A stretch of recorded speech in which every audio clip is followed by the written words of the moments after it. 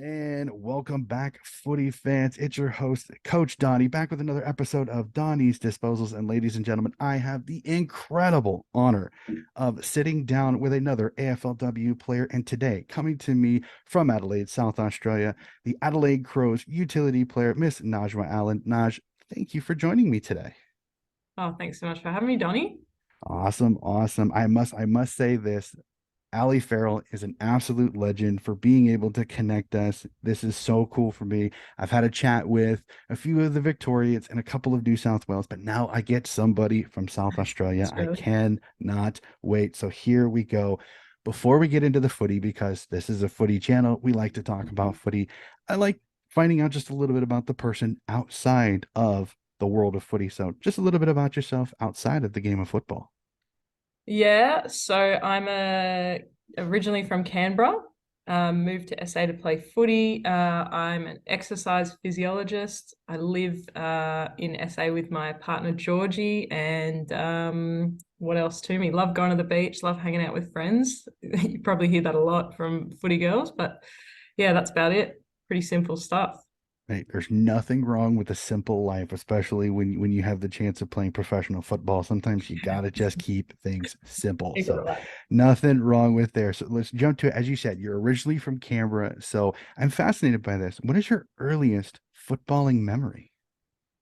Yeah, well, I was having a think about this, and originally I thought my earliest football memory was when I started playing footy in Canberra, and they decided because I was a good runner and I was coming from soccer, and they said, "We'll just put you on the wing." And I said, "Okay, what do I do there?" And they said, "Just keep on running, chase after the ball, and like that'll do it." And then I had a think back, and I remembered actually one time Auskick, which is like our I don't know if you've heard about Auskick, our really Mhm. really basic starting point of footy for young kids. They did like a clinic at our school. And my earliest memory is the guy telling me that if you do a handball, he said, so long as when he's like, you can throw it, so long as you touch it just a tiny bit. He's like, even if you touch it with your finger, that counts, your pinky finger. And I remember, I wish he probably hadn't told me that because I reckon I took that into the starting of my footy and was probably, throwing my handballs like this and chasing it with my fists. But, Uh, yeah, that one stuck with me from being 8 years old. I still remember that. and thankfully that particular habit has probably been broken. So, but that I'm is an sorry. awesome story. I That just is took an that out. That is absolutely fantastic. So, as for many of the fan supporters that I chat with, they played footy a long time ago. Or have only been fans, have never played. So, I love asking this question again. Being an American, I've kind of jumped into footy, but I don't have that lifelong connection to the sport. So, what is your favorite part about playing the sport of footy? Oh, I think for me, like, and that's the interesting thing. Like, I probably haven't been playing footy that long in the scheme of like girls who've been playing it their whole lives, but still now it's probably 7, 8, or 9 years. But coming across from another sport, the culture and the camaraderie of footy is like nothing else. And I can't speak to all sports because obviously my experience is in soccer and footy, but generally speaking to people, the togetherness, the unitedness, the working towards one common goal, and the culture and supportiveness of footy is just that like unlike anything else. And you might have experienced that yourself. And then also I find in footy, for me, I'm often a person who's thinking about a lot of different things at once. And I find footy is this one place where you can really be present because you can't really think about a lot of things at once. You're just thinking about what's happening in that moment and what you have to do. Fantastic. That's absolutely awesome. I love that. And I agree. I think a lot of team sports have that camaraderie. But the thing I've noticed with footy is it's just this extra because there's so much effort, so much work that you have to put in because there's so many different things that you have to do. So 100% agree with you. So Yeah. When, uh, when I first came to start footy, you didn't know what you were doing. I didn't even know the rules of the game, right? And mhm, and if you entered another team or another sport not knowing the rules of the game, people would probably be like, "Can you go somewhere else? Like we don't have time for this, right?" mhm. But footy, because women's footy in particular was just beginning, they needed to take everyone they could. So they would be like, "Come in, we'll teach you how to play. It doesn't matter if you get something wrong. We'll support you and we'll figure it out as we go." And that's just that just describes footy as a whole, I think. Well, as much as footy is such a specific set of skills, it is a game, and I'll give this a few of my guys up here have even said it's a game. It's a game of fuck ups. plain and simple. It is such a game. There's so many times that as much as you want to hit a kick to a lead, you'll kick it three meters over their head, then you got to chase it. It is all about how you respond to making a mistake, which I think it's great because it always leads the little bit of insanity when it comes to it. So as we said, growing up in Canberra, so I'm fascinated on this. What club did you support in the AFL and why? Yeah, so I mean, I didn't watch any footy growing up. I actually didn't like it. Thought it was a bad sport, only because I'd never actually sat down and tried to watch it. So when I Mhm. played it, I was like, oh man, I've been wasting all these years, right? And I wish I'd played it sooner. But you'll be happy about this. My friend that convinced me to come and play footy, she's a Swanee supporter, diehard Swanee. Awesome. And so when I started watching footy and started playing footy, I started supporting the Swans.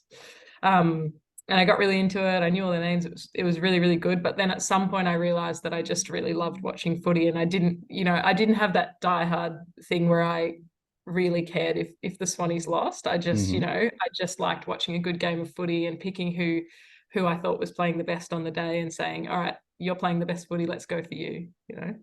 Fantastic. Hey, there's nothing wrong with that. I know that there's a lot of people over here in the States that they don't support a team, they support players, which is the reason like Tom Brady fans went from New England Yes. fans to Tampa Bay Bucks fans. So it's fascinating how I hear that. And no disrespect, and I love that you started off as a Swan supporter, but I love the game of footy just as much as I love this one. So absolutely no issue there. So did you have a favorite player that you eventually kind of latched on to in the early years from the Swans or from any other team? Oh, not really that I can think of. I mean, everyone loves Buddy Franklin. Like there's no real going past it. And we used to just joke about how our kicks were like his, which they were not even close to being. But yeah, we just called him the Budster and used to get around him. But yeah, I think probably just him because when you're coming into footy, you just pick the stars, right? Mhm. No, it makes absolute sense. Frank, let me go on a tangent just the tiniest bit. Where Yeah. were you when he kicked the 1,000th goal, and did you see it live? Yeah. I saw it. I saw it live, and then had to wait, 20 minutes for the pandemonium to settle down. But yeah, insane. Like, I think they expected it, but you just even watching it, you can't believe what's happening. Yeah, definitely for sure. After the podcast, I'll tell you what happened with mine because I watched it live and it was at about 6 a.m. in the morning. So my reaction was a little bit muted compared to some, but Yeah, I yeah. don't want to take up time on the podcast because many that I listen on here, I've told the story a few times. Okay. So I will tell it once we are Save it for done the end. Yeah. here. So let's jump to it. We're going to jump to your footy career. We'll jump to 2019 draft night. When you heard your name being called to the Adelaide Crows, what was the first thing that ran through your head um, when you found out you were going to be drafted onto an AFLW list? Yeah, it was just disbelief. Like you often, particularly in South Australia at that time, because it was a one team state, so Mhm. no one could, poach draftees. So you have an inkling that you're going to be drafted, and sometimes teams will say we're interested, but nothing is certain until your name is called. So, I'm sitting there thinking I've had a pretty good sample season. I know that there's interest there.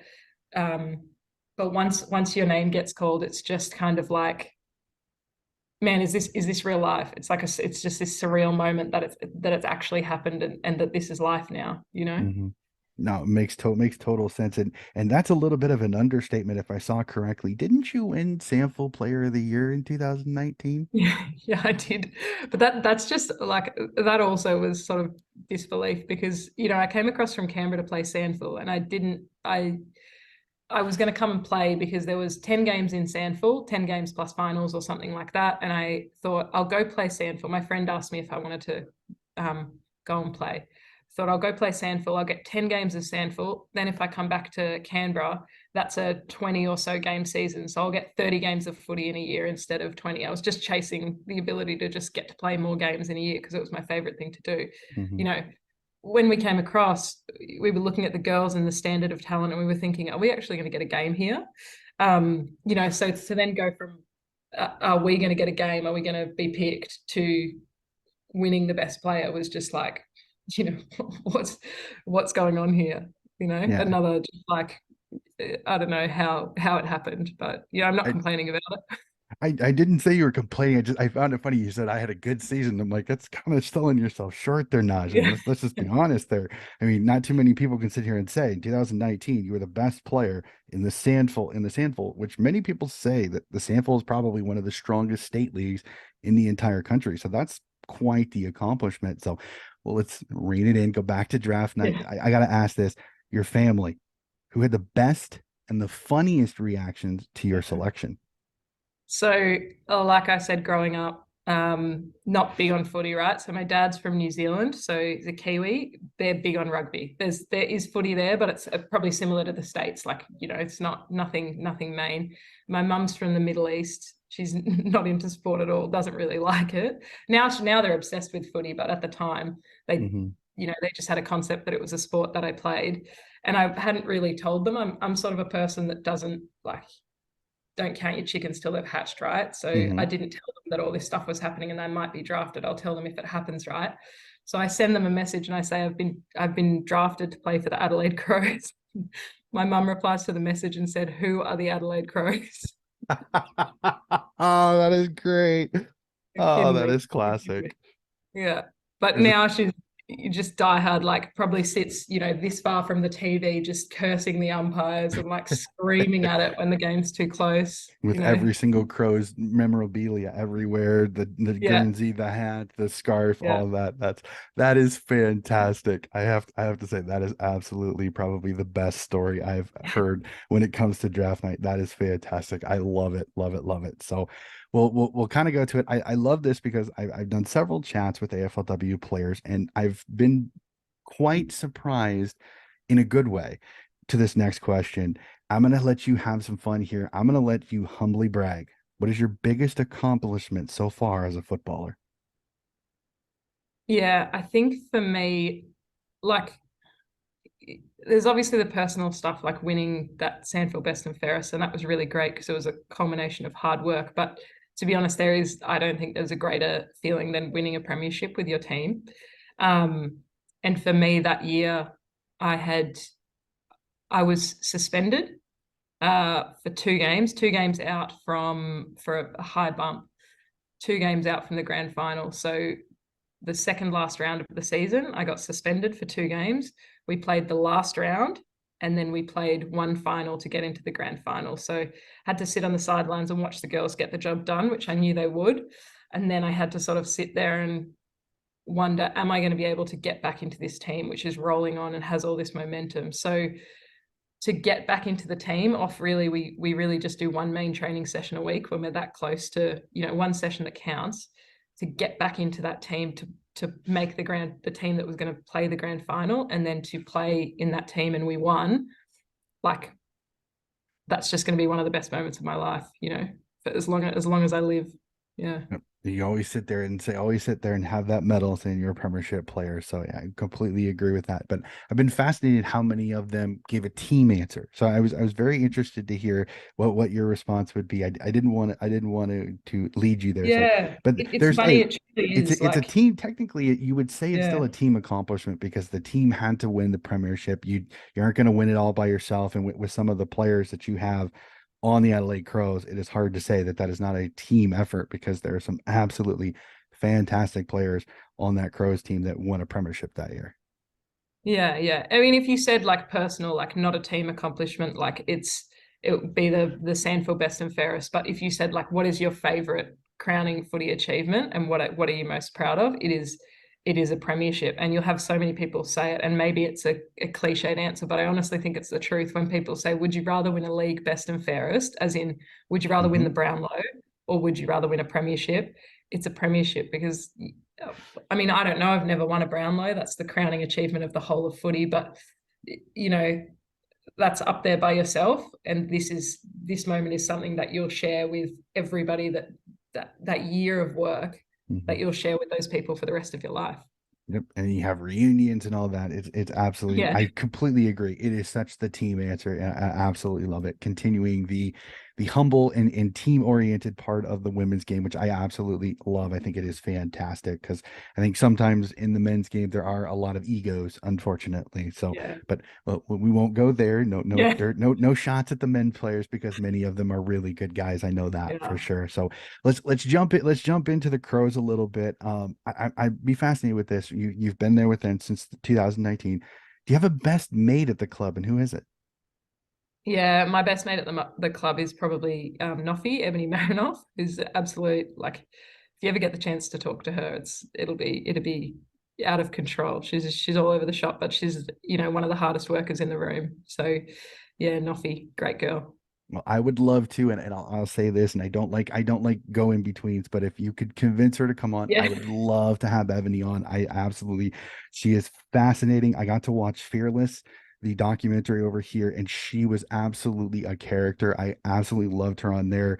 I had to laugh when her and Alana Woodward had like some kind of contest at training, and she like broke her teeth or something to that effect. And she Oh, was like Donnie, yeah. apologizing, and Woodward is and Alana's trying to push her away. So Yeah, and she said, like Nuffy's Nuffy, like she's just a competitor. mhm, And Ash was saying Ash getting married. She's just gotten married, but we had mhm, all been invited, and she's going off to the dentist because she's chipped her tooth off, mhm. and she's stressed about that. She calls out, Nuffy, you're not invited to my wedding anymore. And Nuffy was saying, well, if she didn't want that to happen, she should have been wearing a mouth guard. Like Nuffy was like, it's not on me. That's absolute classic. That is absolutely great. I Yeah. absolutely love that. That's fantastic. So we'll stay in the rooms a little bit. Describe to me the Crows room. I mean, a lot of experience, a ton of super talented players. What's the room? What's the room like when you're in there, like getting ready for a training? What's the room like? Is it fun? Is it business? Kind of describe it to me. Yeah, I think it's fun. You'll probably get this answer at a lot of clubs. It's fun. Like, and this is same pre-training, pre-game. It's high energy, it's music, there's some, dancing, there's some up and about. And then when we flick the switch, we flick the switch, it's like you zone in and you get focused on what you're about to do. So that it's like this almost like focusing of the eye. You're out here and you're just having fun, and then slowly as we're getting towards that point, it's like just honing in on what we're about to do as a team and what we want to achieve that day. Yeah, the tunnel vision, right to everything that you want to do. Yeah. Fantastic. Yeah. So as we kind of discussed, unfortunately, again, the women are not full-time professional. Again, I banter on a lot because I think when you ladies get that opportunity to be full-time paid, full-time training, 100%, I think this product is going to absolutely explode. So I Mm. asked this as you kind of said you gave your job before the season started. Can you kind of describe to me just a little bit what your typical day is? Say a training day. Describe your typical training day, and then what's a typical day? Say the game, like what's game day like? Maybe a home Yeah. game. Yeah. So training day depends. So sometimes I work, sometimes I don't. If I've worked, like you know, this is the hard part that you've sort of been reckoning with over the past few years is like I'd get up at 6:30 in the morning, go to work by 7:30, work until 3:30 or something like that, and then go straight from work to training, which is fine and you can do it, but you give a lot of energy in one place and then you've got to turn up and give even more energy in another. So like that's a hard task to do. So it's like once you get to training, you've got to start sort of reset yourself. What am I going to do here? We do our pre-training warm-ups, so like a little bit of gym stuff to prep ourselves, so we call it prep to train, to be ready to train and decrease likelihood of injuries, things like that. And then we just get stuck into training for an hour and a half, 2 hours, and then usually into gym after that. And then you go home and you try to sleep because you're all amped up from running around and trying to smack into people. So that's always tough. Versus a game day, I usually try to make sure there's nothing on that morning. I mean, dependent on when the game is. Like I personally hate a night game. Like I love it for the vibe and the atmosphere, and I love playing at night. But trying to wait that long for a game is actually really difficult, and because you've got nothing on in the morning, like just trying to find things to do. So you're almost a new tactic that we've tried is like making like let's say it's a Friday night game, you got nothing in the morning, like you have a little nap in the middle of the day, you get up and you start as if it's a morning game. You just start your morning from there. But for me, generally, like get up, have something substantial to eat, go for a walk, let that digest. I just try to do things that don't take a lot of like mental power in the morning. Like I might put on like a really dumb TV show that doesn't involve any thinking, Hmm. like just passes a little bit of time, do some like really light, like body weight stuff just to keep my body moving, then have something to eat a little bit closer to the game. But I personally like to, not eat too much. And then if it's a home game, Noffy, who I mentioned before, she'll come and pick me up and we'll get on the tunes on the way to the game. And then, we're there and we start with the team stuff from there. Yeah. Fantastic. And it's great to hear that everybody does it differently. I've heard that before. Sometimes night games are harder because there's so much time that you have to kind of get through before you can Yeah. get to that point where, okay, I'm in the rooms. Now it's ready. It's go time. I need to get Exactly. taped up. I need to get my Guernsey on and it's go time. There's those extra 4, 5, 6 hours that you don't have to do until say an afternoon game that you Yeah. now have to kind of burn. So it's the routine. I think that many professional athletes that I've heard, it's Yeah. the routine. Sometimes you have to try to stay into it. It's very difficult when your day goes a little bit longer. So Yeah. we'll jump to the next one. And I'm fast again, as you said, you didn't get into footy till a little bit later. So I'm fascinated. Was there ever a player that you modeled your game after in the men's or even the women's game? Not really for me, like not particularly. I think just when I came to the Crows, I thought to myself, like, there's a lot of things that you always realize like you can take things from different people, whether they're Mhm. like sort of at the level that you're playing at, or even, there'd be girls in the sandful who have a better kick than me, you know. So it's never just assuming that everything because you're at a certain level. It's going, okay, well, how does she go about that kick? You might ask her, how do you go about this? Or, like model a piece of your game off like a really good one of our players who's a really, really good runner or runs really good patterns. And then okay, if I want to model my tackling off anyone, it's going to be Noffy. If I want to model like my marking off someone, it's probably going to be, Chelsea Bedell or a Sarah Allen. So it's just, I never really had like one player, particularly because I didn't watch footy that much, but it's just taking the best pieces from the people around you that are really, successful in doing that thing the best, which is a good thing at Crows because there's quite a few of them.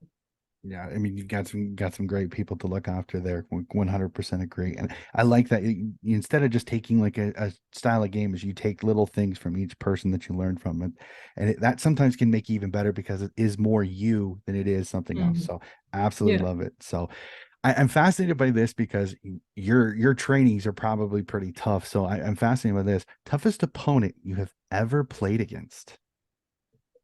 Yeah. As in the actual girl, not the team, or which one? It's up to you. Toughest Oh, team, toughest opponent. I'll leave that up to you. well, okay, I'll give you this then. So I suppose last year, uh, Melbourne did us quite significantly twice. They just sort of, ran over us. And I played on Kate Hoare, who's a very, very good player, very nifty forward. If you give her too Mhm. much space, she's going to use it and she's going to kick a goal.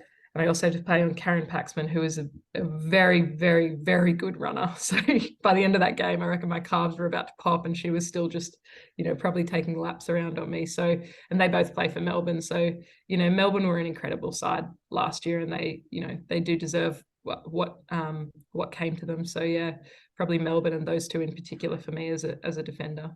A couple of absolutely good ones there and I agree. Absolutely. I love watching Kate Hoare. Her movement patterns are fantastic. And Karen Yeah. Paxman, I mean, just timeless, just an absolute legend of the game. I hope she continues to play as long as she can because she's so much fun to watch. So I will Yeah. agree on that one. So I don't want it, you kind of it's a perfect transition for me is thoughts on last season because again, the Crows, there's this expectation, well, not expectation, but there's a lot of thought process of this is one of the most successful franchises in AFLW. Again, it's early, but very successful. Three cups sitting at the Adelaide Oval right now under the AFLW banner. So thoughts on last season, falling just a little bit short of the ultimate goal. Yeah, I mean, I think we as a team found it pretty disappointing. I mean, I know our coach Doc, he said he was pretty, proud of us regardless, and prouder of of us this season than he was of the one where we won the premiership the previous. But for me, the ultimate goal is the premiership, and I think that's the same for most of the girls. And we fell short of that, and it's not even so much the premiership; it was the inability to match it with the best teams. And that feeling of frustration, because when we play well, it's a feeling of control and it's a feeling of just executing exactly what we want to do. And when you can't do that as like high-end athletes who strive to sort of achieve your goals and achieve goals everywhere else, it can be quite frustrating. Yeah, 100% understand. Last year was just, I think it was a fascinating season because it really was. It was Brisbane, it was Melbourne, and it was Adelaide, and there was kind of always the fluctuation between the three, and it was, I don't know what it was, but I knew you guys were in the running, but it just Brisbane just caught you on that in that preliminary final, and there was Yeah. just they are such the tough team because they just run so well. And it just, I felt so horrible for Chelsea Randall because she did everything she possibly Yeah. could. And she's an absolute Played her heart warrior. out. And I don't like using that word, but I completely agree. It's perfect for her. She did everything she possibly could. And it just wasn't, it just fell a little bit short. Again, nothing to put your head down again, because you guys played valiantly against a very good Brisbane side on the road. So, Mm. which is actually kind of a great transition that I wasn't even intending to do, is do you think last season was a success? Mm. But for me, no. For me personally, no. I don't think so, because I think I think there are those games that you can play where you say we really did everything we could, and there was nothing else. And if you do everything you can and you bring your best, and that also encompasses not just bringing your best on the day, but doing everything you could have done that season to get to that point and bring your best, Mm-hmm. and you still come off second best, then I'm the sort of person that is, I'll still be really disappointed, but I'm happy to say, well, we did everything we could and it wasn't enough. They did something better. Good for them. But I just think, we probably just fell short, and there were things that we, should have done and should have executed on that day that we didn't. So yeah, for Mm-hmm. me, no. Yeah. There's nothing wrong with that. Everybody, it's all depends on how you define success. And I Yeah, think exactly. everybody defines it differently, and there's nothing wrong. And again, the expectation or the tradition that Adelaide has of playing late into finals, winning premierships, it's something that you can kind of understand that you want to get there. You want to get to a Mhm. chance to hold up a cup and win another premiership. So absolutely nothing wrong with that. So we'll go from the opposite, as you kind of said. What do you think was the biggest challenge last year for Adelaide? Yeah, I think the back-to-back seasons, like, it was an interesting one because we were actually, I think, really excited about the back-to-back opportunity, and also the fact that, we do want to play more games. So the opportunity to play, like I was saying at the start, I moved to SA just so I could get 30 games of footy in a year, right? Mm-hmm. So we're keen to play more games, but by the back end of that season, you're starting to, like, that second season, you are starting to wear down. Like, your body just naturally fatigues over time. Mm-hmm. And I think we just, especially because we'd won that previous one, so we'd played the whole way through. We hadn't finished early like anyone else, and then I guess we'd had, a little bit more time off. And I think when you win, you probably do go into like a little bit more of a, rest mode, because we did absolutely everything. So when you lose, most people go, fuck, I'm so mad about losing, I'm going straight back into training. So I think the back end of that season, we really started to struggle with that fatigue.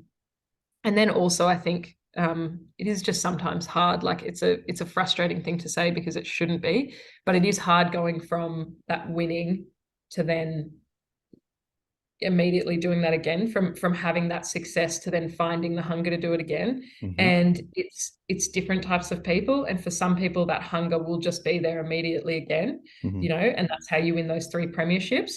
And for other people, like, you see it with teams who win a premiership and then just the next year are terrible, right? Because Mm-hmm. they've hit that ultimate success that they want, and now they have to find the hunger to say, well, it's not enough to just win one, it's back to back, or it's the next one, the next one, the next one. And I think, like, for, I can't speak for everyone, but I think for some people that didn't live there immediately.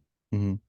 it's almost a satisfaction. Like, okay, I've done it. I've got I've got the premiership that I wanted. I'm okay. And Yeah, it does can kind of lead to the potential of letdown the next season. So I complacency. Yeah. Yep, complacency is absolutely the perfect word for that. So now, as I catch you, as I talk with you, you are getting into the upcoming preseason. And again, the preseason is as much as I want it to come, it is it's a hard time because you're having to get rent back up and you just went through half of the Sandful season and I will compliment you. You were fantastic to watch. I loved watching you with Norwood. It was absolutely fantastic. So what do you think what are your thoughts going into this upcoming season? Are you do you think Adelaide and you guys are going to be again in the running for a flag, or kind of what are your thoughts going into this upcoming season? Yeah, I maybe I'm a bit big-headed here, but I always think we're in the running for a flag.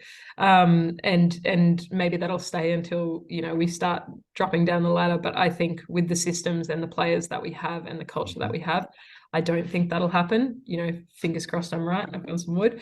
But yeah, I think we're definitely in the running for it. And we're always learning from our failings. And I'm saying last year was a failing, so we're learning a lot of lessons from that. Yeah, I agree. And the biggest thing, and I've said this, and I will continue to say this with Adelaide, when you have Ebony Marinoff and Hatchard and Chelsea Randall on your list, it is incredibly difficult for me to go, they're not a flag contender. Yeah, yeah. As good as Melbourne is, as good as Brisbane are, those three absolute legends, it is hard to sit here and say I can't put Adelaide in that flag contender. I'm getting ready for our preview show, and I can already sit here and tell you Adelaide is in the discussion. Those three teams again. I'm fascinated to see the distribution of talent this year Mm. with some of the Brisbane will expansions. be interesting with It, losing those. well, and even in your state of Port, because losing Alana Woodward over to Port Adelaide, how's that going to make Ports was I think were decent. I think they had some issues. Again, they were relatively young a lot last year, so it would be fascinating to see. And then how does Richmond, how does Essendon, how does Hawthorn, how does Sydney bounce back after all three really did improve over the off season? So it's going to be a very Yeah, interesting year. I think it'll be that really interesting piece because last season those clubs that came in were given a very short period of time to put a list together, to Mhm. start training, and to be at the level. And I don't think you're ever going to be at the level the first season you come in, regardless of how much time you're given. But if you're given an even Agree. shorter time frame, like how can we expect anything of you? So it will be very interesting to see. Okay, particularly I think like Essendon, like built on their list and have had like a longer period of time to sort of train and sort themselves out. Like it's going to be easy to see who shakes out and who's going to be like a really Mhm. formidable team in the competition. Well, I'm interested because I think last year Essendon really hung on Matty Pasparkas, Bonnie Too Good, and the talent that they brought in. Because if you look at Hawthorn, you look at Port, and you look at Sydney, they didn't get three marquee superstars in Sydney the was orig stuffed, in the well, Sydney ran into three thing, and again, being a Swan supporter, and I completely agree with what Coach Gowan said was they were really up, creek right off the Yeah, bat because 10-week training you have to move up to Sydney to play. So trying to talk a Ash Riddell or some of these superstars that were in Victoria to come up to New South Wales, it's damn near impossible because they'd have to get up there in three yeah, weeks. 10-week training. It was literally Sydney probably did about as best as they could getting Montana Ham and Sophia Hurley to agree to come up in the draft because at least then you start with a young building block group. yeah. So I think this offseason was a little bit more, as a Swans fan at least, a little bit more positive. You bring in Chloe Malloy, you bring in Lucy McAvoy, you bring in Laura Gardner, you bring in some experience and some talent into this team that was very young, was very inexperienced, and just was not ready for the talent it was going to step up against. They tried their tails off. I will not say that I watched every single game, every single minute. They progressed each and every game adding a X factor like Chloe Malloy, adding a solid player like Lucy McAvoy. I think there's are they going to be finals contenders? Absolutely not. I live in reality. I know that. It's going to getting one win, getting two wins is going to be an accomplishment this year for Sydney, but it's much, much easier for me to see that as a possibility with this off season, having that opportunity. I know some fans were like, OMG, this PSP is ruining the game. Actually, it's Mm, evening the league out. It really mm, did. The thing that I agree with some, Melbourne didn't get touched, which is kind of the yeah. scary part about it. Yes, they lose Daisy Pierce, but they lost nobody. Yeah. Nobody. That's the scary part. Brisbane, I think will be interesting how they replace Greta Hardest Bodie. hit. Yeah. Yeah, that'll be fascinating. But they've their academy, the way they've been doing it, I don't think Starcevich is sitting here losing a ton of sleep. I think he's got a lot in the tank there, so that'll be fascinating. So now that we Mm, went on another tangent, all we will right. go back. No, I appreciate it. I love these conversations. Absolutely fantastic. So I've said this. I think the women's game has more of an intimate connection with fans. And I absolutely love that. I think it is fantastic. So I want to hear this. What is your best fan interaction you've ever had? It's a couple. Like people ask you if you want to go on a date with them. The kids are the funniest. Like you go out to club visits and you give a kids come up and they're like, "Can I have a high five? Can I have a high five?" You give them a high five and then they go, "I'm never washing this hand again." Ridiculous. I can't wait. We'll see how long it takes you to forget about that. But like I think, yeah, kids are usually the funniest, But it or makes you they'll feel ask you special like, though. yeah, it's amazing. I'm just a regular person, but or the classic, like when I first started playing, kids you talk to, they go, "Do you know Erin Phillips?" I was like, "Yeah, I see her at the club a bit. She's on my team. I must know her, but Uh-huh. it's so cute." I absolutely love that. It's there's no filter, but I think that Oh, is it's the best. absolutely fantastic. So which is actually a great transition because I have several Crows mates that were very, very fascinated when I told them that I was going to sit down and have a chat with an AFLW player. I didn't Yeah, specifically say who it was because I wanted to be sure that they didn't just ask certain questions. So here are yeah, some of the supporter questions that I have come together. We'll start off with Sophie's question. Sophie's a huge Adelaide Crows supporter, and she goes to as many games as she can. Here you go, Soph. She wants to know what was the feeling like going from watching the grand final in 2019 with 53,000 to watch the Crows win their premiership to 2021 having the Guernsey on and running out. yeah. I still vividly remember both, and I haven't got the best memory, so that tells you it was something special. Like it was just, I remember just watching streams and streams of people come in, and they actually had, um, I mean, they'd expected a lot, I think, but they hadn't expected that much, and they'd closed off certain areas. So often with the TV stuff, they try to they force people into the bottom Mhm, area because they obviously want to pack out the those certain spots that are going to be on camera and things like that. And then they didn't realize and just kept coming, and they had to open up the next upper area and the next upper area, and you'd still see people at halftime streaming in and going right up to the top of this stadium, that holds 53,000 people.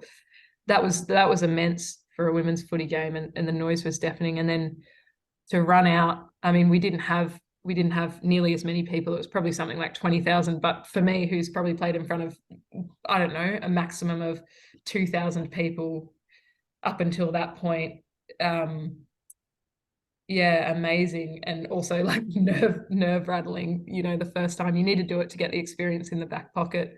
Um, and just the noise, like you can't hear the you can't really hear your teammates, like you're running out. And I think the interesting thing I've found is with those big crowds, like when you're running, because a natural motion of running is bouncing up and down. I don't know, with mhm, my ears, it's like the noise goes in and out, in and out, in and out. It's as if mhm. someone's like turning the noise on and off, like you hear it as you run. Um, and you don't hear that in those like smaller games, but it's always amazing playing in front of those huge crowds and having them support you. Like the showdown was another one that was just um yeah, amazing, like a special like core memory in my lifetime. That's fantastic, and I love that question by her because I forgot in 2019 you weren't on the team. I was like, wait, didn't she No, play? And we went back and forth in the conversation. I It's know like, oh yeah, everyone asked she me. got drafted in 2019, so she Yeah, probably. everyone I goes, was, how good was that final? Like, oh, it was amazing playing in front of those people. I was like, wasn't me, wasn't me. Unfortunately, would have been good, but but you did get um, 21. You did get 2021, I so know it's not one. exactly. It's not one totally out of it. But I did. I went, wait, wasn't she? And then it kind of. I had to Wikipedia search there. I was like, oh yeah, she was only on the 2021 Well, it's confusing tween. because play the final in 2019, but then the 2019 draft is end of year. So yeah, I can see the confusion. It's like you're drafted in 2019, but you don't play that final. Yep. You don't play till 2020. Yeah.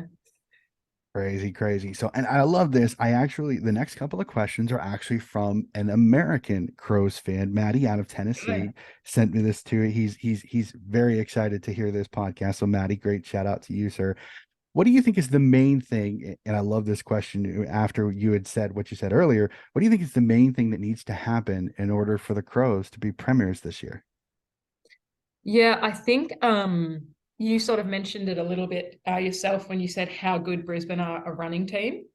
Like, I think for us, we've very much like, not that we're ever unfit, we're a really fit team. We work really hard and we've relied on our skills and our hardness. But I think the game last year, particularly Brisbane and Melbourne, you could see it. They became one very hard running and very fast teams. So they just were like elite speed. And so we noticed that that's a difference and we need to get on that level. So I think for us becoming faster and then potentially just playing like a slightly faster brand of footy. So we always move the ball well, but yeah, I think just like physically being quicker, but also quicker moving the ball, a little bit more like run and gun. Yeah, it'll be interesting to see. The game really has changed. It's becoming interesting to see Completely different to where it started. Yeah. exactly. Well, you're starting to see more and more young girls who have been playing it Oh yeah. since they first came in. And like I Yeah. said, you get the girls like Georgie Pasparkas, you're getting Ellie McKenzie, you're getting Montana Ham and Sophia Hurley. You're getting these young girls that have been playing it since they were 4 years old. And it's more like the men's where it's like that elite talent because they're used to Mm. kicking with both feet. They're Mm. used to just playing footy. They're not a netballer that they Doing brought over because she's super tall, or a thinking. basketball girl because she's good with ball in hand. It's not the Mm. cross coders anymore. It's footy players. So which I think will only make this competition grow and grow for sure. So 100%. Yeah. and then what Maddie wants to know, have you had a chance to meet some of the new additions to the team this year? How excited are you to have some new players in the Crows list in the Crows room this year? And what do you think they can bring to the team? Yeah, I've met them all except for Yvonne Bonner because she's in Ireland, so Mhm. she'll come over a little bit later. Um, yeah, it's exciting. I mean, so speaking of that speed, I mean, Sarah Goodwin, very, very good runner. Hayla Levy, I never know how to say her last name, is Levi Levy, but we'll figure that out later. Very, very quick, athletic, has been over in the States playing sports. So that's good. Hello. It um, happens. I've had a yeah, cat over walking. in that. In one of my interviews, I had a cat walk right across the screen. So it's Yeah, happened before my that'll probably happen a previous. few more times. It's Um, okay. yeah, so We're a cat friendly podcast. yeah, It's cat fine. friendly podcast. Good. Yeah, he loves to get on screen. Yeah, she's been over in the States playing, and I mean, like the States are obviously massive on athletic development, like streets ahead of where we are. So excited to see what she can do. Jess Allen, obviously sister of Sarah Allen, that Mhm. family just breeds good athletes.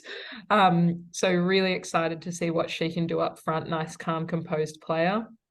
And then Yvonne Bonner, she's good. I haven't seen her, but if it's anything to go about, like Irish players are always just, like naturally talented, crafty, quick players. So yeah, I think we've got some good additions for the pieces that we needed. We obviously needed another forward missing. Ash heading over to Port.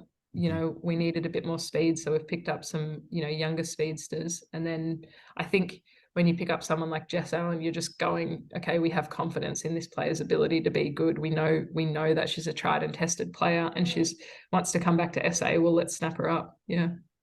Yeah, all great additions again. An already really good Crows team, and you add some talent like that, just makes it that much a little bit better. So, and then the last supporter question is a member of the Crowjack Project. So I'll give a shout out to that Oh yeah, podcast.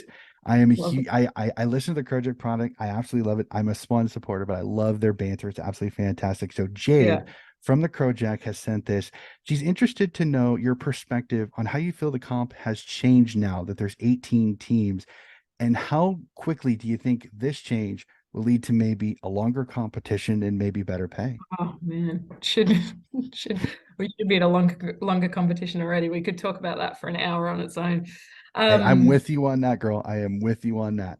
yeah, I think the addition's really good. We were probably talking about it a little bit before we were recording, but yeah, I think the change is good because I guess like we're saying, oh, a lot of the argument against it is it dilutes the talent base, right? But I was saying to people like it's a bit of a tough thing when you bring people into the AFLW generally, not always, because you've got those girls that are just like amazing, like your Montana Hanson, your Hmm. um, I don't know if you know Lauren Young, like she's going to be a jet Yep. as soon as she enters the league, right? Hmm. But for the vast majority, and even for those girls for their first year, to get up to standard, the gap is still, significant. So once you're at the level and you've been training and you've been playing at that level, the jump from your first year to your second year is like the skill development is immense, right?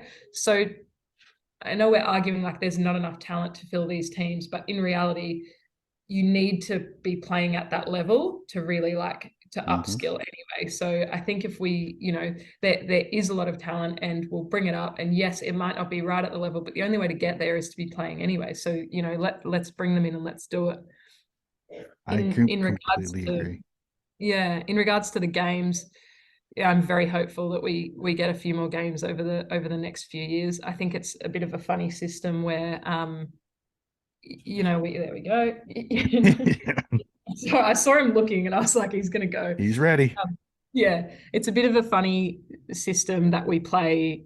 We're going to play 10 games. We're in an 18 team competition and we might not play seven of the other teams. Like Hmm.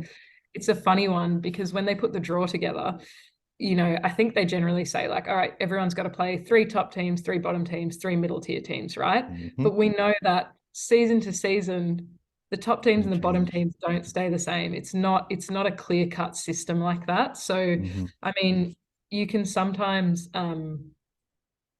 you look at the fixtures that some teams have versus the fixtures that other teams have, and you go, well, this team's going to make finals just based off this sort of slightly easier fixture anyway. So I think they need to sort that out and they need to make it a priority to play more games. I'm less concerned about, more money that will come in the long run, I think. Hmm. But I think we deserve at least a couple more games. We need to start moving towards that, making steps towards it at the very least. Yeah, I 100% agree. I mean, the perfect example to explain what you were talking about is look at North Melbourne last year.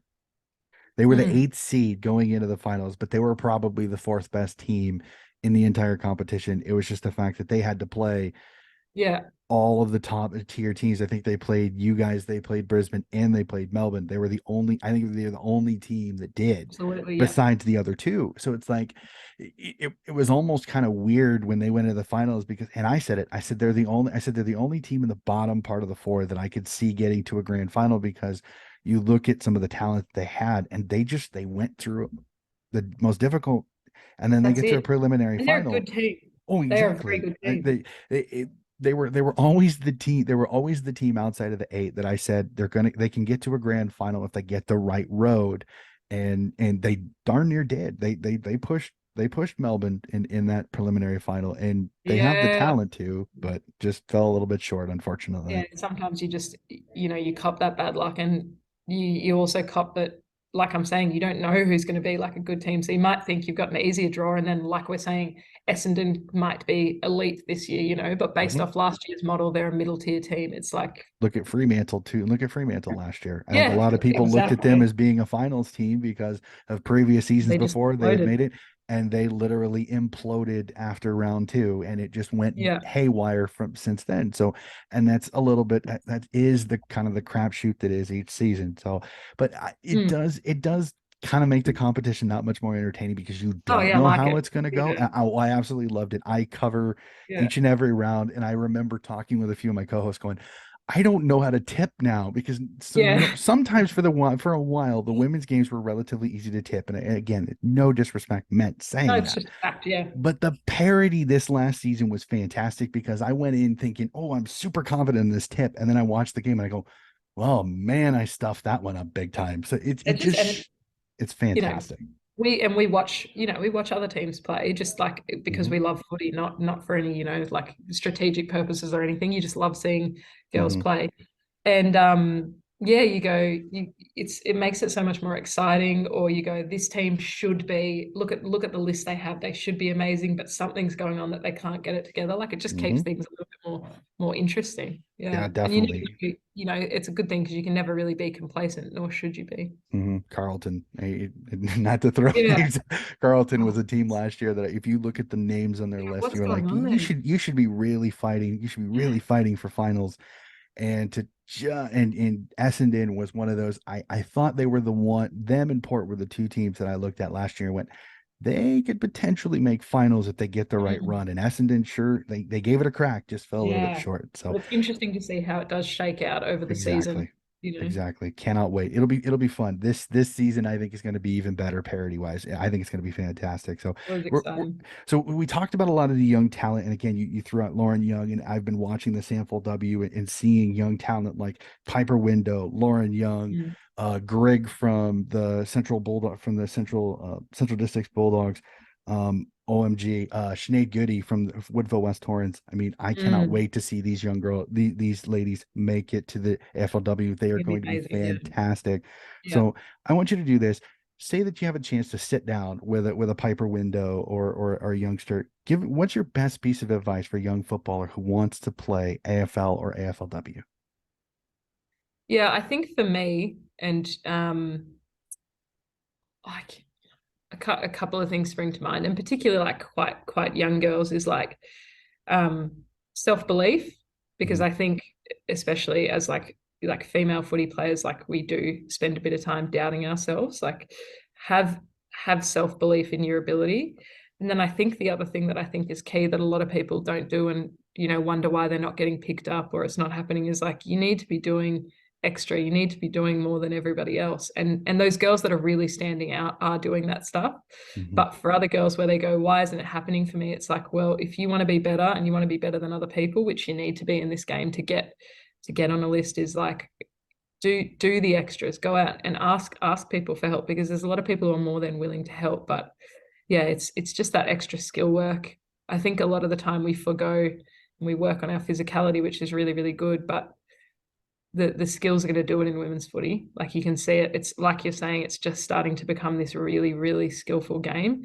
And if I see a player who I go, wow, that girl doesn't miss a kick, I go, I want her on my team. You know what I mean? I want Mhm. I want somebody who just puts the ball straight out in front of you and never misses a kick, as opposed to like, yeah, we can get a fitter. We can do that. Mhm. That's what the S&C are there for. Yeah, 100% agree, which is a great this is actually you with a great transition here. I like to have a little fun towards the end of it and ask some fun questions here. So this is one of my favorite ones. I'm gonna take you I'm gonna for one day, I'm gonna install you as the AFLW Crows list manager. Yeah. You're gonna have some fun. You can pick one player from the entire competition to join the Crows for this season. Who would be the one person you'd bring in and why? Yeah, God, we were talking about this once. I don't know. It's such a tough question because there is so Mhm. much talent. Um, and I've got to get rid of my biases against certain teams. That's the Not a hard part. problem. I've said this in a few of my chats with some of the fans. I go, this tells me what type of fan you are. Are you just gonna grab the flashy superstar like in the men's, it's the Petracas, the Olivers, Yeah, yeah, the yeah, Gons, yeah. or are you gonna pick where your team maybe has needs a little bit of help? So That's like it. if I'm thinking like a forward to replace Ash Woodland. So then you'd be thinking like along the lines of like Jessie Wardlaw was, leading goal kicker last year. But then Mhm. I think although we haven't seen her play in a while, like I think she's just going to come back and kill it. Is like Bree Davy is, just Mhm.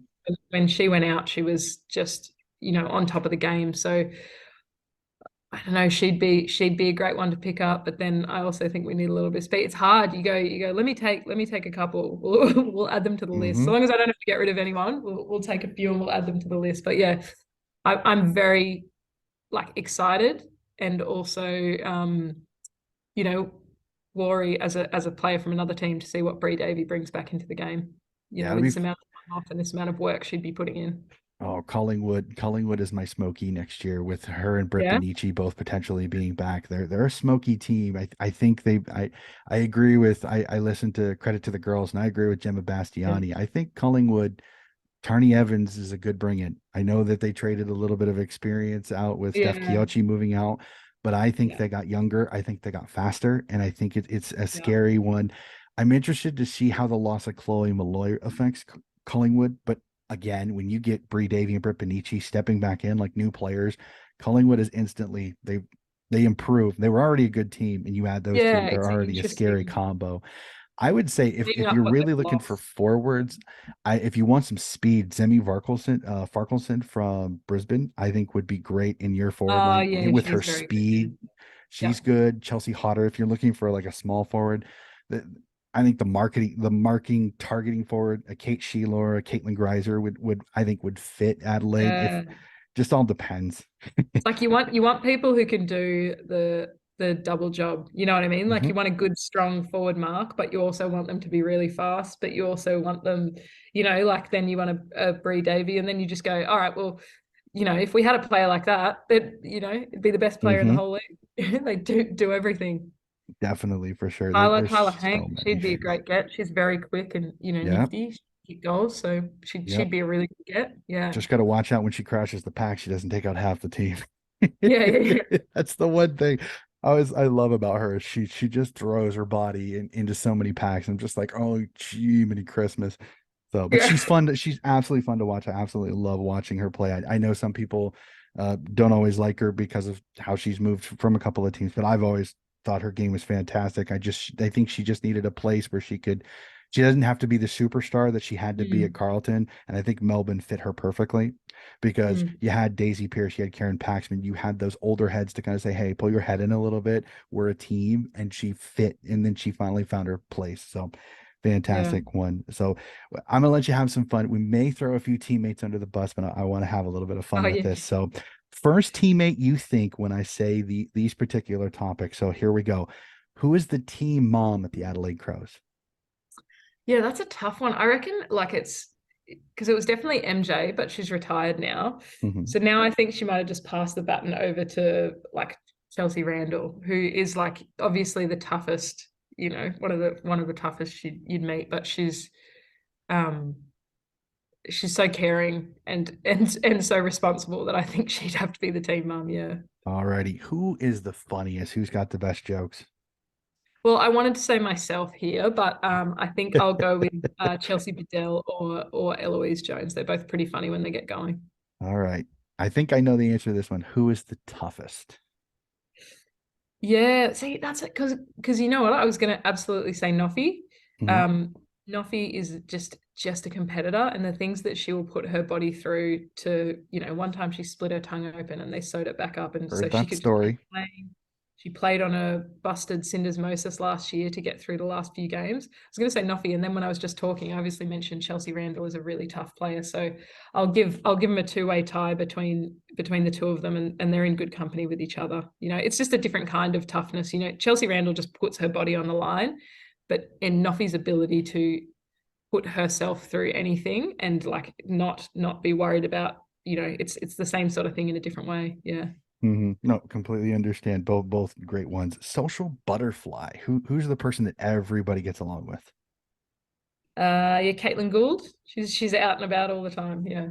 Fantastic. Who's the most emotional? Who's the easiest one to get the waterworks going?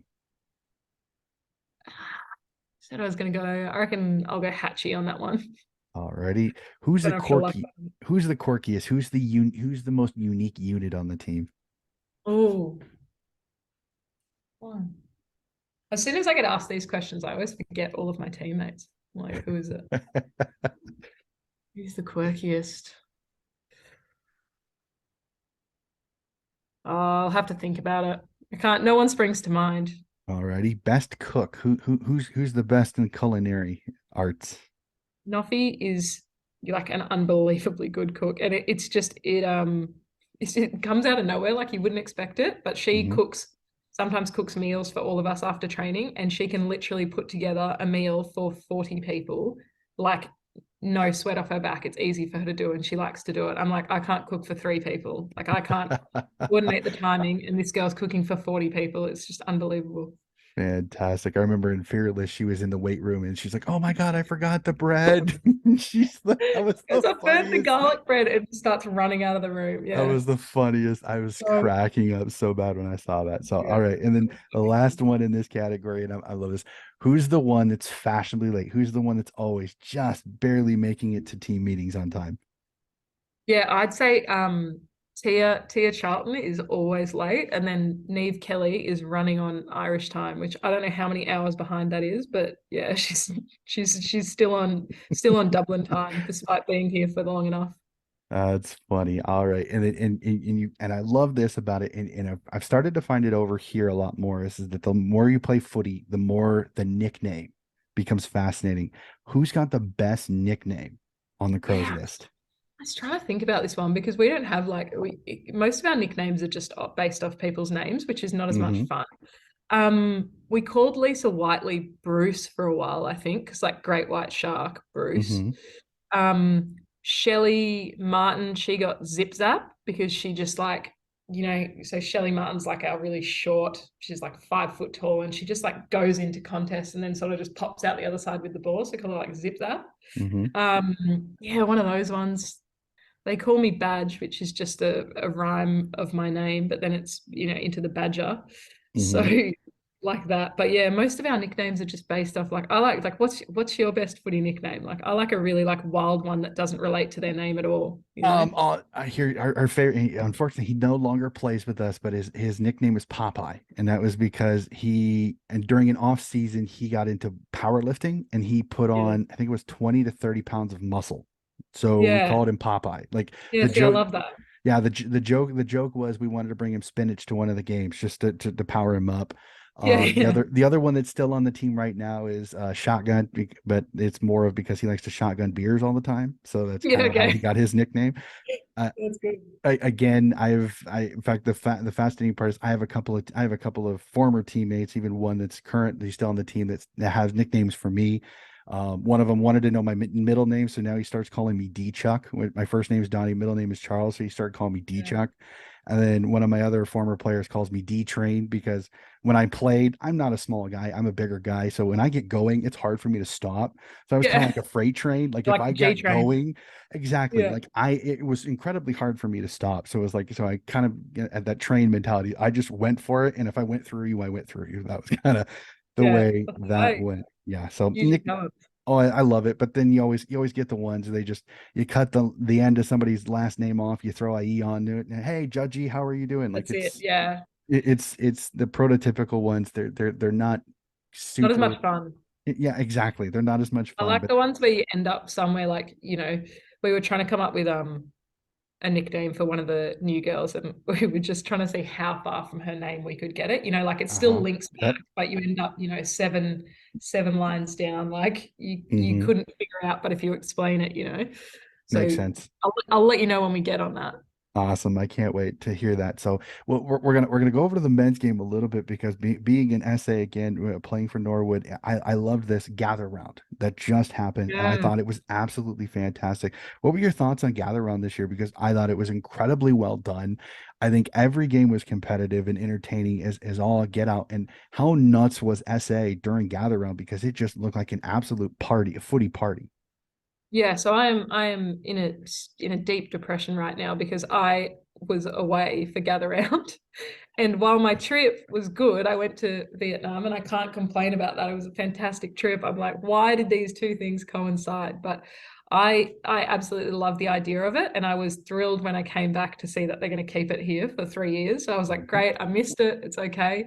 Yeah, such a good idea. And everybody said that, the atmosphere, like in the vibe of it was just like fantastic. So, and like really good for people who can't get to a lot of footy to just get there for that one round a year and you can see, 5, 6 games. Like it'd be great for someone like yourself. Like if you were planning on, all right, I'm going to go to Australia and get in a footy game. All right, go to this one thing that's just this festival of footy and you can watch every game if you want to. Hmm. Like I it's had such a good idea. several It's so much I had fun. several Australian friends who are like, coach, you got to get over here Surely you're for coming. gather round next year. And I'm like, well, if it were only that simple, like I Yeah, state it that way, if it were only that simple that I could do that, just a yeah, little bit, say finances yeah. in a few things over here. We So got to it's do like a GoFundMe or something. Have you been to a footy game? I Like, I have not been to Australia. yeah, In fact, it's actually kind of a great transition because my next couple of questions are actually research because, as I said, it's on my bucket list. I want to yeah, get over there. I've joked with a few people. I think I have friends in almost every single one of the states. So if I wanted to couch surf, I probably could save a few bucks yeah, on a few hotel rooms because I've yeah. got friends in New South Wales and Queensland and Victoria and South Australia and Western Australia to the point where I probably could couch Set. surf through the Yeah, country and get to all of the big stadiums, Optus to the Adelaide Oval and all that. But so when I do, I want to be sure that when I get to a footy game that I'm doing everything correctly. So I ask this again, Americans, we love our food at our sporting yeah. events. So when you go to the footy, what's your go-to food? Just a classic, like hot chips and tomato sauce. What do you call them? Fries and ketchup. Hmm. Yeah, that's just simple for me. But they're starting. I've been like seeing these photos. They're starting to upskill like the footy food. Hmm. Like you get like these fancy meals there now. But I just go the classic. I've had some friends that are living SA that say I guess the Adelaide Oval is starting to get like an Indian food place and a couple others. So they're Yes, they're starting to upgrade I have a had little that before. bit. Actually, very good. Yeah, Yep, I've heard that, and a couple of them are very very happy with what they have there. So, and then the other one is when you go to the game, you got to find the best place to sit. So I'm taking down notes to be sure this. What is your ideal place to sit at the ground when you go to the footy? yeah. I mean, ideally, I reckon you don't want to be like I don't like to be at ground level. Like Hmm. I think it's great for the atmosphere and when the ball comes over and everything, it's really exciting. But like if you're a footy fan, like get up a little bit higher because then you can see everything. You can see the movement of the teams. Like I remember one year, I reckon like you want to be like just that one tier off the ground, right? But Second I remember tier. one year the tickets were we had like we were up like one of the highest spots. And even though you're like, far from the action, it's not as much fun. You can really see because you can take in the whole game in your field of view. You can see, like, as a coach, you'd probably enjoy it because you can see exactly how the whole team is moving as like one cohesive unit, how like the patterns are run. Like it was a really, really interesting spot to watch the game from. But yeah, I'd go that like middle tier, just behind the goals is good. Always exciting. That has been the one of the most common ones is the wing second tier because you can see Yeah, everything and everything and and get the whole oh game. yeah, Yeah, like when I watch some of the footy shows and they do the vision ones like behind the goals and it's like nearly the third tier and you can literally see everything. I love that. Like I almost want to screen cap it because it's so cool. Like yeah, to watch how the full forward moves this way or a person blocks yeah, and how yeah, with one kick and a few in the midfield move just the right way. There it is. There's out the other side and then attack on 50. So I'm that is my plan. I plan on getting over probably got to there. do one of each though, because it'd be so exciting Exactly. watching, Oh yeah. the ball tumbling into the goal and these two big guys running after it and who gets to smack it through. Like it'd just be. Well, and I have I have an invitation. I have a friend who's a huge cheer squad member at Sydney at the SCG Yeah, that she's love already Sydney. said if I get over there, she wants me to sit in the cheer squad, which Yeah, they're like right on the fence, right yeah, next to the behind post on the I think it's the opposite of the old Sydney ground. So it's the mm. one to on the TV cameras to your right. Yeah. The And so cheer she squad sits. would be another experience as well. Oh yeah, and like when Buddy kicked 1,000, she sent me Yeah, pictures of her on the ground taking a selfie. yeah. So she's very very close. So all right, and the last question that I ask in every single one of this, and especially, and I'm fascinated for you, what is your favorite game of footy that you have ever seen? Men's, women's, doesn't matter. Favorite game of footy you have ever seen? Mm. Can't pick one I've played in. Mm-hmm. Well, I mean, you could, but that means you have to watch the replay. You'd have to be watching it. I probably did. What's a good one? Maybe like the GF a few years ago. It's actually quite a few years ago now. Like um Collingwood versus West Coast. Did you watch that one? Were you into footy then? 2018. Oh, it's Yeah, oh I it's got into it in spot on. 2009. So and Mason Cox getting nuts it literally all of the USAFL people over here, we all became Collingwood fans for a year Yeah. because when, especially after the preliminary final, when he went absolutely bonkers. And I tell many people in Australia, the funny part about it is he went bonkers in that preliminary final. And you want to know how much coverage happened over here about it? None. Yeah. Nothing. Yeah. It is hilarious to me. He just did a 60 minutes They just did a with huge thing. US Yeah. Yeah. huge. Not I big there. well, Oh, I've seen it all over Instagram. it's big because it's 60 minutes. Whether Mm. it did what I think a lot of people in the USAFL wanted to have happen is Mm. the question, because they really kind of, and my fascinating is so many Australian fans are like, they made him off like he's this fantastic all Australian and he's did it. I'm Mm. like, well, that's kind of not the point, because many Americans would have no idea what you're talking about. Like the most common answer Yeah, that you yeah. get when you tell people I coach Australian rules football, first question every time I What get, is this red horse is football? that rugby? Yeah, oh, okay. And I always respond this way, and I don't mean it condescendingly. I go, did I say rugby? Yeah. And I'm not trying to say it condescendingly. I'm not, but that is the way it goes. So Yeah. no, it's getting bigger. The USAFL is growing. We have 48 or 49 clubs currently here throughout the Yeah, states. cool. I really One, want to come and yeah, see it when like if I well, ever I've been over there, but here's I didn't know Footy existed. here's the issue that I have with your change of season, and it annoys me. Our Yeah. biggest thing is actually the second week of October, and that is nationals, Yeah, because we all I've had descend friends on go. one city. Yep. And then we, all the teams throughout the country that can make it, we play our national tournament there. That's where you determine who's your champion in each of the divisions every year. There's four men's divisions and two women's divisions. Yeah. So in fact, Danny Marshall from Essendon played here with Arizona. That is how she was discovered and got over to Australia. A Oh, scout really? saw her. Yep. That is why, yep, she is the only USAFL alum. Mason Cox never played USAFL. Yeah, yeah. Yep. Just basketball. Yep. Yeah. Oh, once I retire, I'll come over and watch. That'll be amazing. Well, you don't have to watch. You can come play if you want to. I'm like, You find the right team. Hey, Danny Marshall came over in 2019 and played, and she was yeah, playing with the Western Bulldogs at the time. As long as the club, if you're retired, not playing anymore, you can grab a can do jersey with whatever you one of the want. teams Let's and go. Sign me have a up. kick. It's a lot of fun. Trust me. It is five Yeah. fields on a soccer, usually a soccer complex, and it's 2 days, and it's absolutely a blast. Absolutely a Yeah, blast. cool. So, yep. I'm in. Sign me up. That is Come. fantastic. I know there's several teams would probably love to have you, Naj. So, Yeah. alrighty. So that is going to do it for our chat. This has been absolutely fantastic. I'm absolutely loving this opportunity to be able to sit down and have a chat. Naj, thank you so much for joining me today. No, thank you very much for having me on. Absolutely, absolutely. Ladies and gentlemen, that is going to do it for another episode in our players interview series on the Donnie's Disposal channel. Again, keep track of it. More sample, more waffle, more VFL, and of course, more AFL and AFLW reviews coming up very soon. Keep an eye on it, ladies and gentlemen, and that'll do it. And we will see you again very, very soon.